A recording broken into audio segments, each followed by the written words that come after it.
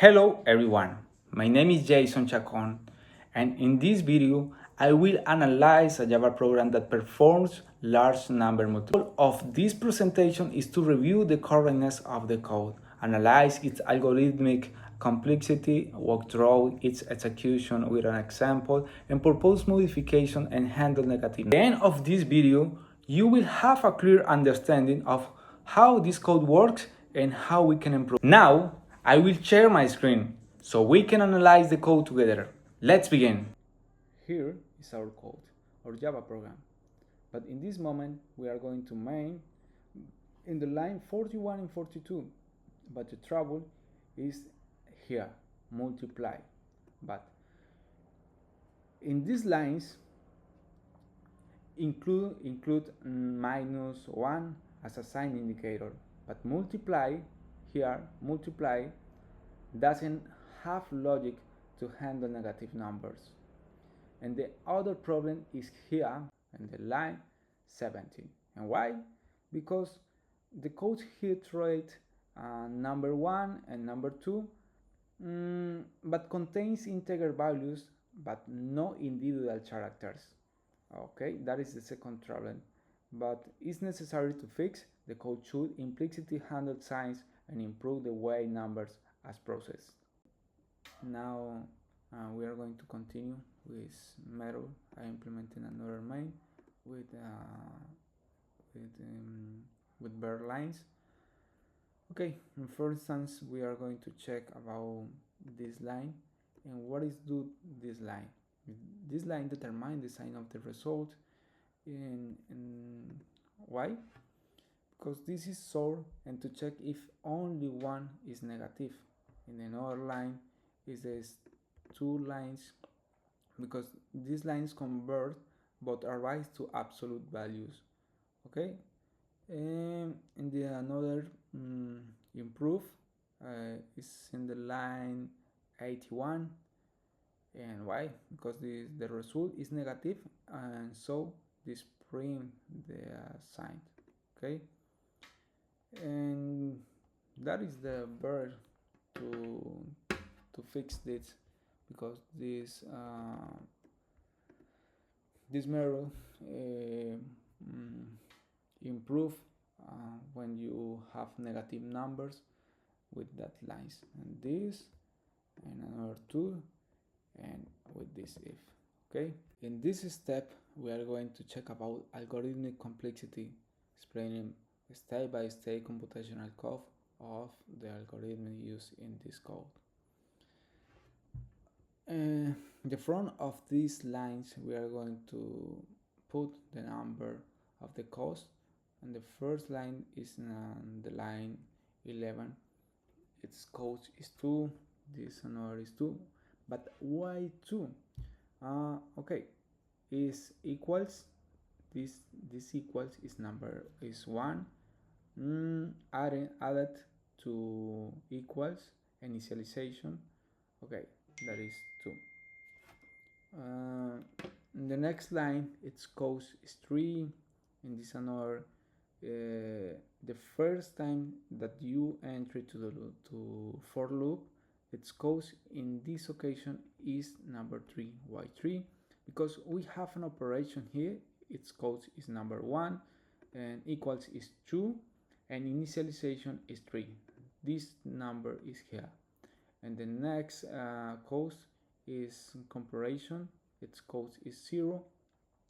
But when you are going to exit of this loop, its cost is 1. The last instruction here is this operation, and why? And because this one.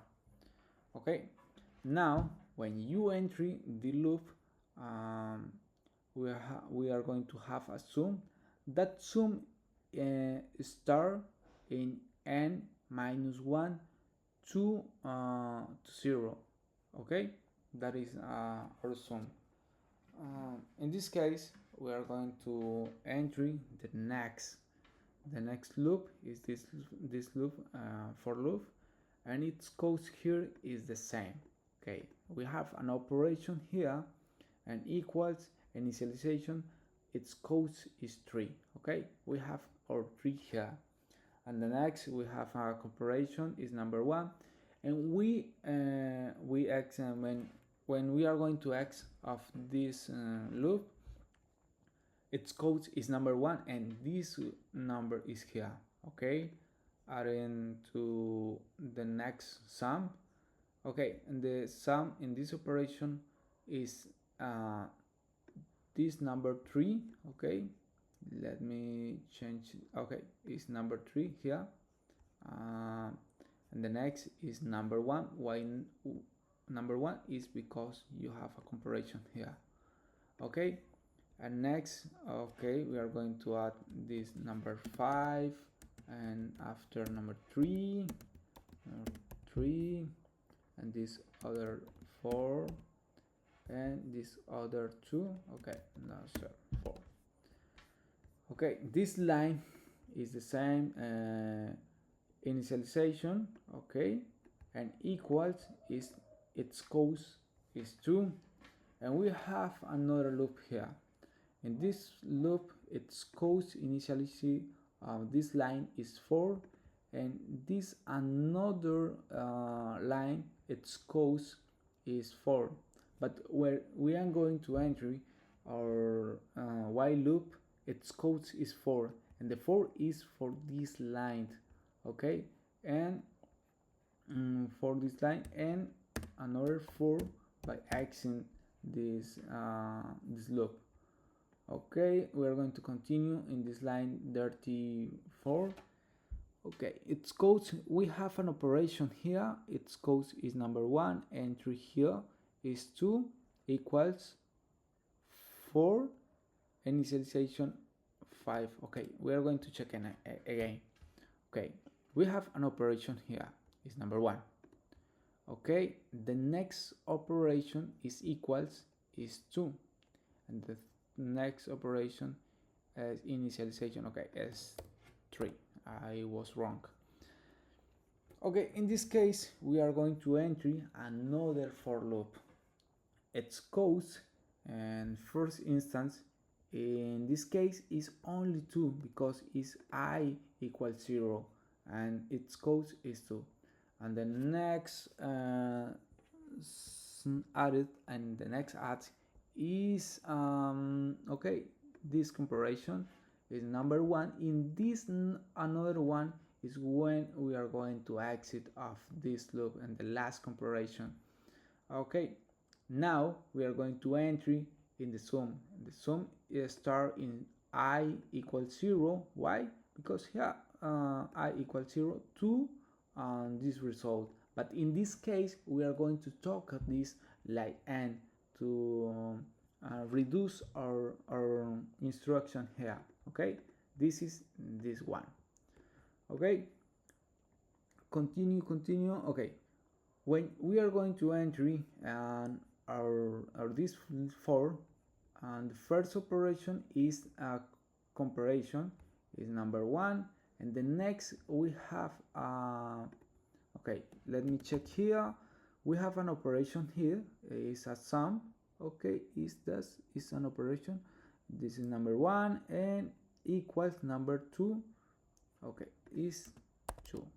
Okay, this number is our 2. Okay, this comparison here, and 2 this line 38, and this another 2 is about this. This is equals, you say E equals I more 1. Okay, it's the same because that's cost 2. Because why? Because we have an operation here is 1, and assignment to I is another 1. Okay, that sum is so this number is for that, this number for that.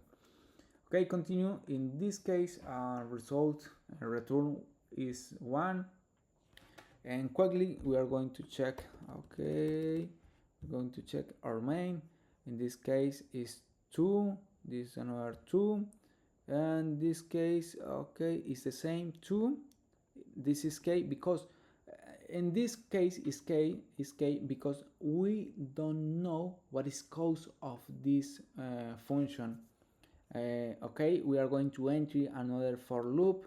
In this case, okay, is initialization and equals, okay, it causes 2, and comparison is number 1, and okay, and exit of, okay, is 1 more. This one is the last comparison, and this another and this two is about the sum to check every instant of this product. Okay, this is Kate, and the last the line 54 is the same, and the cause is K.